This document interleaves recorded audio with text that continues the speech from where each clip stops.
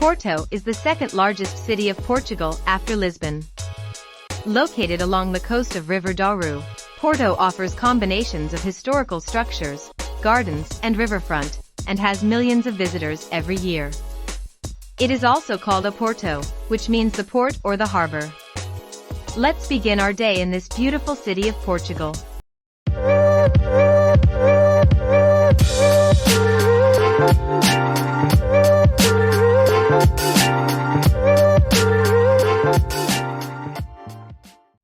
Begin your day with riding one of beautiful vintage tramcars heading to Old Town, where most of tourist attractions are located. A tram ride through town is a great way to see the city and experience the best of Porto. Enjoy the ride through beautiful heritage routes. In Old Town, you can start with a visit to its most famous bridge, Dom Luís I. The Dom Luís I bridge is the main link between Porto and the neighboring city of Vila Nova de Gaia. It is a double-deck metal arch bridge that measures about 395 meters long and 8 meters wide, which spans over River Douro. It was built in 1877 by Teofilo Sirrig, a German engineer. Next in our list is one of world's most innovative library, Livraria Lello. It is worth visiting, even though crowds are unavoidable. Livraria Lello is one of the oldest bookstore in Portugal, and is frequently rated among the top bookstores in the world. It is one of most beautiful libraries in the world. The two-storied building was designed by Francisco Xavier Esteves, which was inaugurated back in 1906.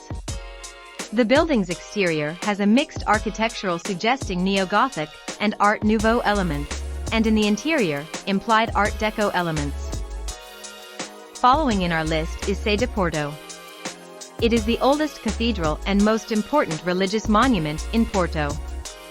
Its construction began in 12th century and was initially built in Romanesque style, but it was rebuilt and renovated several times throughout the centuries, which explain its mixed architecture.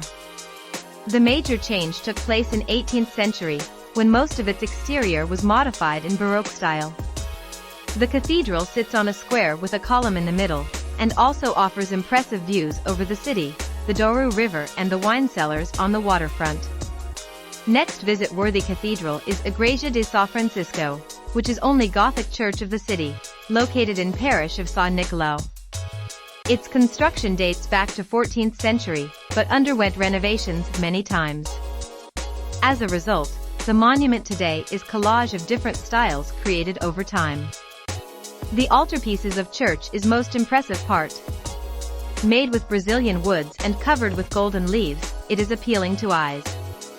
Located besides Igreja de Sao Francisco, is a historical building of Palacio da Bolsa.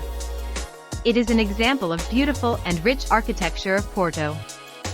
After the destruction of convent of Sao Francisco due to fire in 1832, Queen Mary II donated the ruins of convent, which lead to construction of Palacio da Bolsa in 1842 by city's commercial association.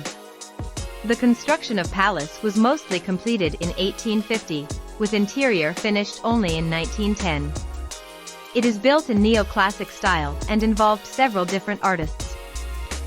Igreja de Carmo is a notable example of Baroque Rococo style, built in second half of 18th century.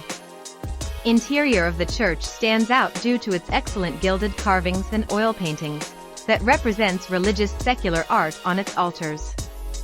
Side facade of the church is covered with blue painted tiles, representing scenes of foundation of church. Clerigos structure is a remarkable architectural ensemble located at top of Rua dos Clerigos. It was built in 18th century by Nicolau Nassoni, an architect of Italian origin.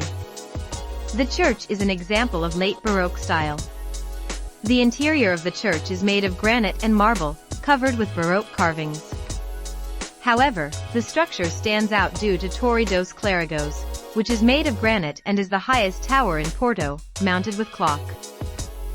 Mosteiro de Serra do Pilar is located at an elevation, above the River Douro, at the end of Dom Luís Bridge.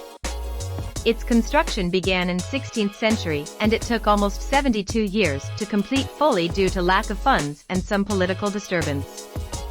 In 1832, during Siege of Porto, Mosteiro was used as improvised fort.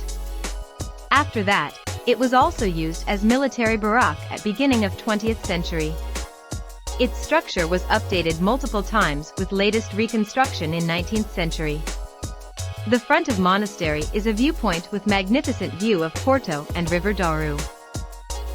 The Avenida dos Aliados and the Praça de Liberdade represent the central square of Porto.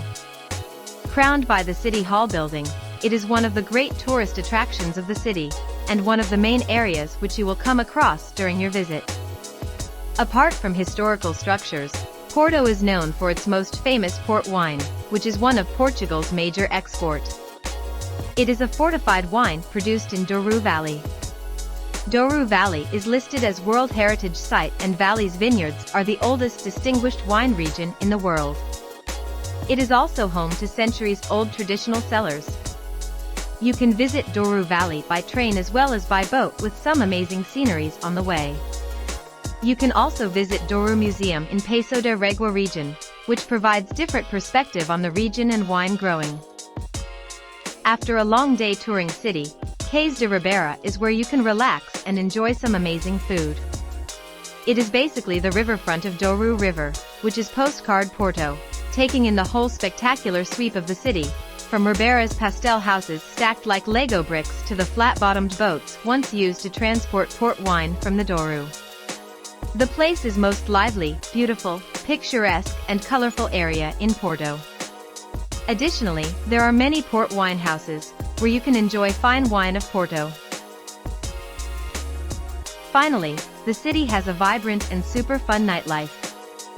Cais de Ribeira, Tiolho Square and Rua de Galeria de Paris are major areas with numerous clubs, discos and bars to experience city's nightlife.